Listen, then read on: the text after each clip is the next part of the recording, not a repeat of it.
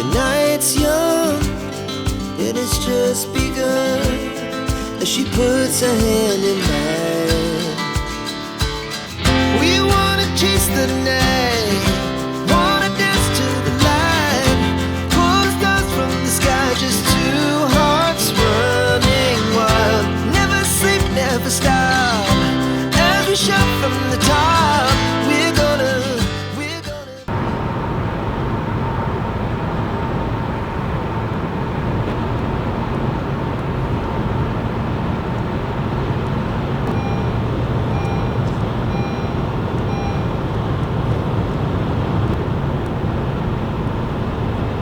Hello everyone, I'm Jay. I'm Val. And today we decided to jump in the car and head east. Little did we know, we were gonna hit a bunch of fog. So we drove through the fog, and when the fog finally cleared, we ended up here. And where are we at, Val? We are in Evansville, Indiana for Evansville HorrorCon. Yeah, they say that this is the scariest horror convention in Evansville, Indiana. So what are we expecting today, Val? There's a lot of panels, a lot of different people that you can get your autograph with, pictures taken, 94 different vendors, so I'm excited to see what they have. So come along with us as we Jay and Val around Evansville HorrorCon. Hey, look at this, Val. Come to the dark side. We have candy. There's candy inside. Ooh, let's go get some horror candy. So look here, we're at Evansville HorrorCon. Yes! HorrorCon! Evansville! Jay and Val YouTube channel. I may have messed that up. Hey, it's okay. We're at Evansville HorrorCon. I know what you're thinking. What is Deadpool doing at a HorrorCon? Anything I freaking want to do. I'm Deadpool. I can do anything I want. I can show up anywhere I want. Just like I'm showing up on this channel. If you're not subscribed, like, comment, subscribe. Follow them on Patreon, MySpace, Only... stuff like that. That is fantastic. Thank you so much, Deadpool. Of course, I know it. I gotta go. You guys have a great time. Bye, everyone. We are inside HorrorCon now. And what do you think of it so far? I'm excited. I can't wait to see some of these vendors. All right, sounds good. Let's check out the vendors and see what this place has to offer.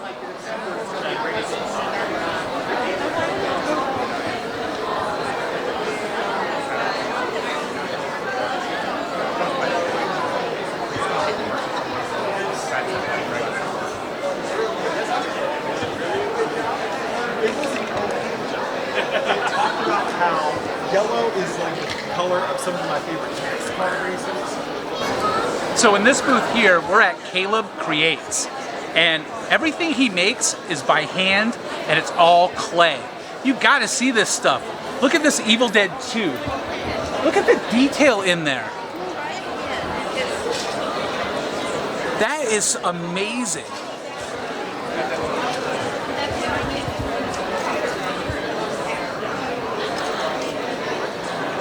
Look at Leatherface.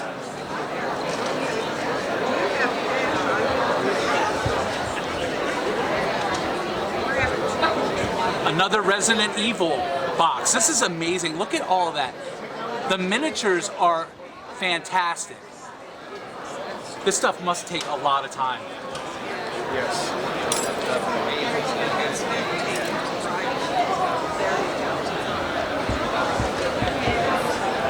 So guys, you gotta check out Caleb Creates. Here is his QR code. Pause the video, and that'll give you all of his information. So even at the Evansville HorrorCon, the emergency room is a nightmare.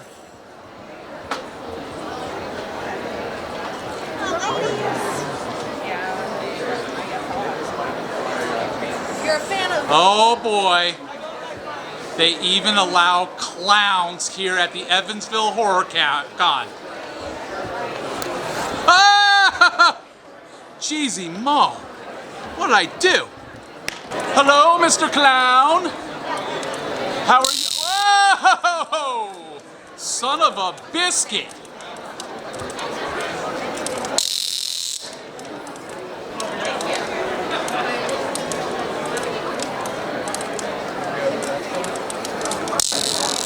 So hey Jay, check this out. We're at Nightmare Vixen, and they have some wonderful gnomes that I think we may have to take home with us today. So we have the scary gnome up there with the glowing eyes. I think that's quite creepy to put out. I kind of like the one over here in the green and the white and the black. That one's really cool. Kind of earthy. Very much so. You've got these little double insulated shot glasses. I think these are freaking adorable. They would make a great gag gift for sure.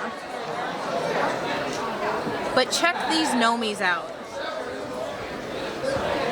So here at Nightmare Vixen, she has a saying, all her gnomies need a homie. These are so freaking cute. We may have to take a couple home. What do you think, Jay? Sure, Val, whatever you say, you're the boss.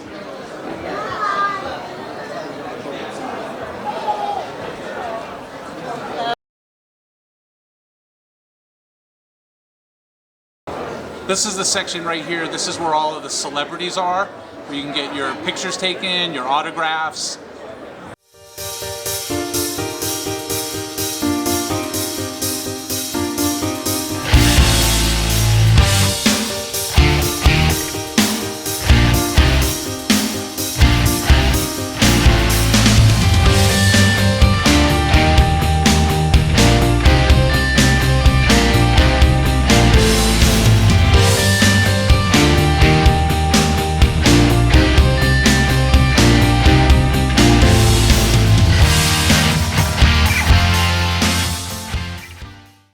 Okay. Val and Jay. And Jay, Okay. yeah. And so, we got to meet Dave and Tango at another thing. Yeah, I know, right? And I asked them this question. So, when did you realize that paranormal investigation was going to be the path that you were going to take to get you here today? Well, it was never a path. It was always just a subject that intrigued me. So I was looking for answers, and who would have thought it would have blown up into what it became? I mean, we didn't want to do television in the first place. We turned it down 5 times before agreeing to do the show Ghost Hunters, because we figured, how are they going to watch a show where we're sitting around for 8-10 hours in a place, and, in the dark, hoping something happens? So, but we finally agreed, only under the premise that it didn't change, that it was kept real, and here we are today. Who would have thought, right? Absolutely. 20 That is years so, later. right? That is so amazing. Thank you so much. It's so nice to meet you. Thank you, man. And you have a great day. Thank You too, guys. Stay safe. Well, that's all I got, so have a great day. So, we are here to talk about ghost hunting, yes? Well, I hate that name. I gotta be honest. Right? I do hate that name. It's paranormal investigating. Investigating claims of the paranormal. There you go. So, talk about that. People say, oh, it's ghost hunting, it's this, it's that, we're looking for demons. That's all kind of different, right? Right out of the bag. You know what? Let's be honest. I don't care whether you're religious or not. This whole thing about demons is such bullshit. Let's be honest. Come on, guys. I believe that there's negative things out there, but if you seem to find one in every freaking episode you do, is there any truth behind it? There's so much bullcrap on TV, on YouTube, and everything else. And it doesn't help the field. It hurts it. It pushes it back. It's like everybody, I'm battling a demon, I'm doing that. Jesus Christ, give me a break. You're not charmed, It's right? like they're not really investigating. Right. So that's, every little, oh my God, it's something. Instead of like asking over and over again for these, for the same thing. Do it again, do it again. They don't do that. So I don't. Google has a system that you can actually go in and see keywords and how much they've jumped up. And just in the last 4 years, the word demon has jumped up over 30,000%. That's because everybody types it into their freaking headline thinking that that's what's going to draw people there. Mm-hmm. And it doesn't do anything like that. It's ridiculous. We don't feel comfortable. Are there situations where it's only affecting them, and so what would you do?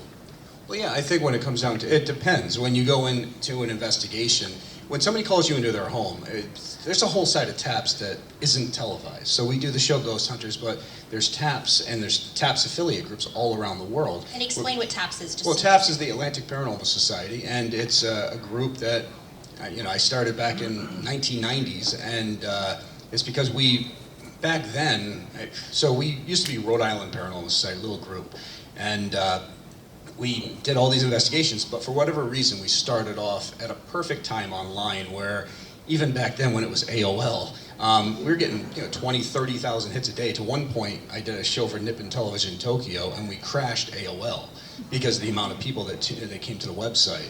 The average visitors now is about 90 to 92 million a year that hit the website, and we get about 1,000 case requests a day. So with that, we have the TAPS family groups, which if you ever go tapsfamily.com, it's groups all through the United States in every state, but also 14 other countries. So when we get a case in, it can go to whatever group is closest to get people help quickest. And that's what it's always been about. But even when it's not being televised, when you would ask us to figure out what's going on, you're asking us to come in and really dive into your life. So we need to know, and we'll figure out medications you're on, self-medicated, under-medicated, over-medicated, you name it, all these things. Yeah, alcohol, drugs, abuse, physical abuse, sexual abuse, you name it, because all these factors can come into play. We'll go through your book collection, your DVD collection. I mean, if every book and DVD you own is about ghosts, well, that's telling me that you're so embedded into it.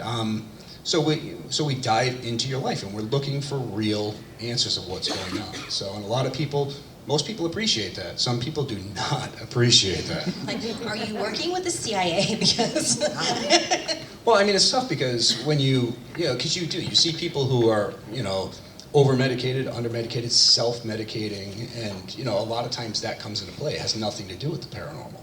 But you need to take those things into consideration. Not every case has a ghost, and just because somebody wants to write a book about it. Because, I mean, let's be honest, Hollywood is what makes the paranormal scary. It really is. The scariest thing's the frickin' living. I mean, because those are the people that can hurt you. I'm not scared the least bit of the paranormal. I'm scared to death of the frickin' living. I never know who's on the other side of that door. I mean, even as a plumber, and yes, I'm still really a plumber. I need to make an appointment with you. Shout out. Absolutely. But even as a plumber, I learned that a long time ago, that I never know who's on the other side of that door. And to situations where at one point, even doing a plumbing job, I had to hold a crackhead down with my foot on his head until the cops came.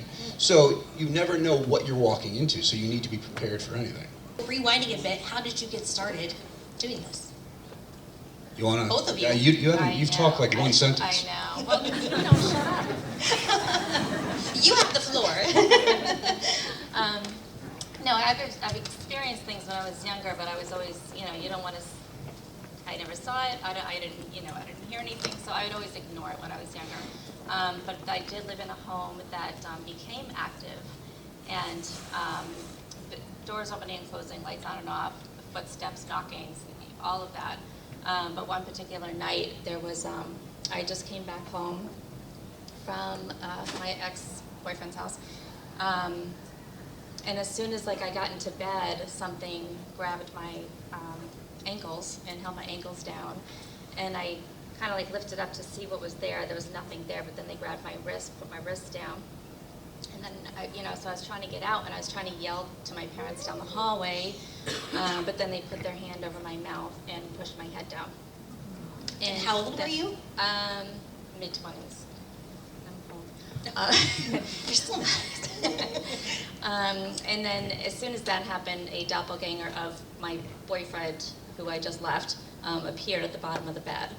And so for a split second, I didn't understand, am I still over his house? Is he over here? I just couldn't understand how he was standing right there.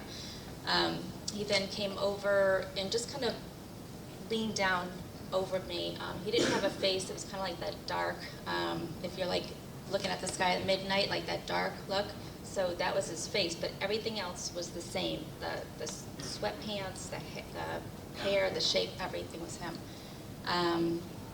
I don't know how long he stood there for. I have no idea. I can't remember. But then he just kind of got up, and then he walked. And I just remember hearing his footsteps in the carpet, his his thighs kind of, that rustling sound.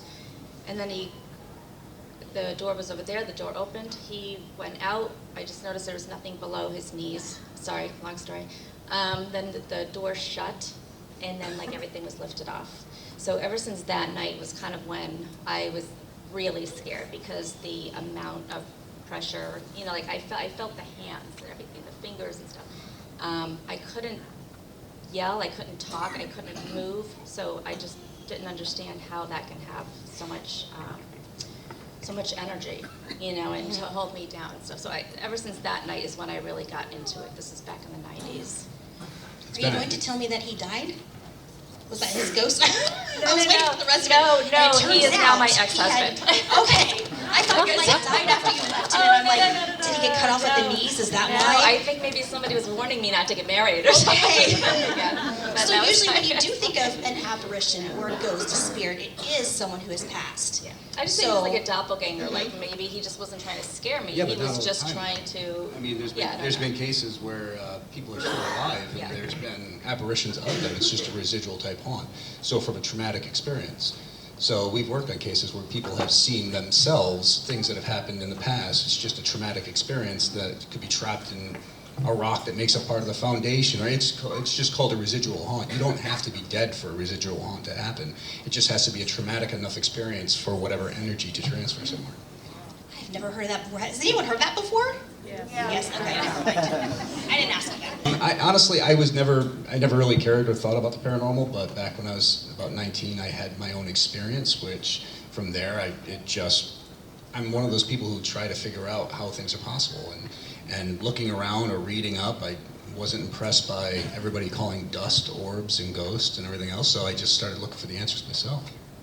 And that's where You're not taps. going to share your experience? No, of I'm not. No. You're So haunting yourself? Or no, I had my own experience, and it was, I saw something that I didn't think was possible.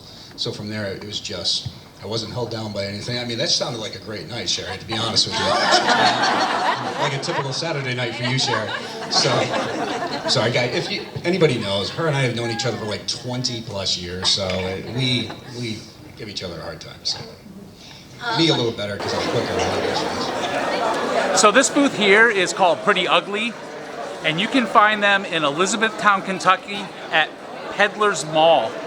And the stuff that they have here kind of reminds me of Five Nights at Freddy. Check out some of these teddy bears. They're so gnarly.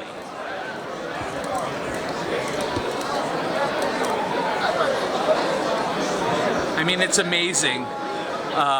Just look at that smile. I mean, that's a smile that you bring home to mama.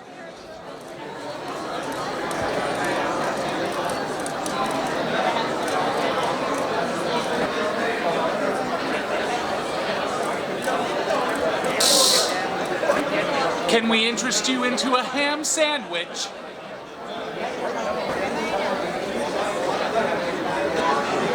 And check out that clown. That clown is as creepy as all get out.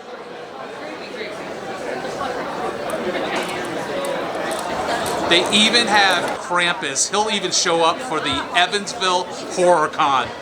Man, is he a great idol.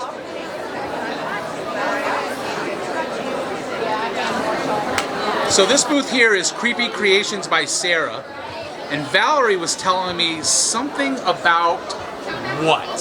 So it's a new trend that people are doing, and it's really cool. So they're taking old porcelain statues that, our moms and grandmothers would have collected.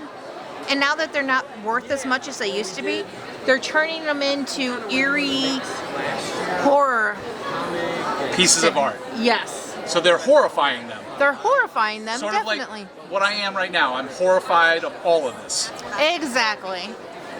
But they turn out so cool. These are so neat. You probably have heard of Scarefest, Lexington. So we were able to snag a spot in there in late October, near Halloween. So, pretty excited. As far as horror shows go. Wow. Check this out. At HorrorCon, you can even see aliens. How ferocious. So in this booth here, this is Crypt Keeper's Costume Emporium. It's costumes and more. Check out some of these masks. Look at this one. It's a corncob head.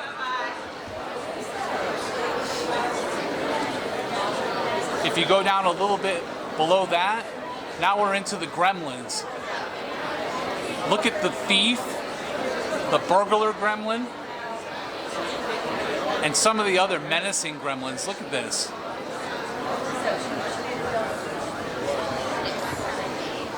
That's the flasher gremlin. We don't want to have anything to do with him.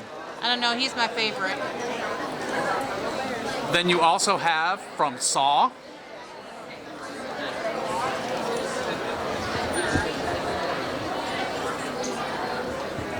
That's Annabelle from The Conjuring.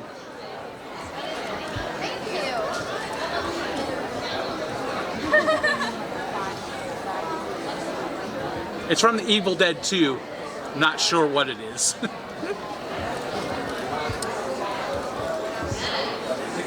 That's a cool sign from Halloween 3.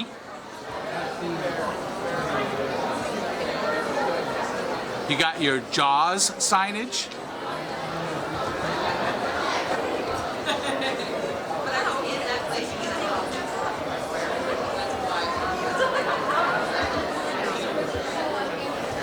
Alrighty, the Evansville HorrorCon is over. So Val, did you have a good time? I had an absolute blast. I was so excited to meet Jason Hawes from Ghost Hunters.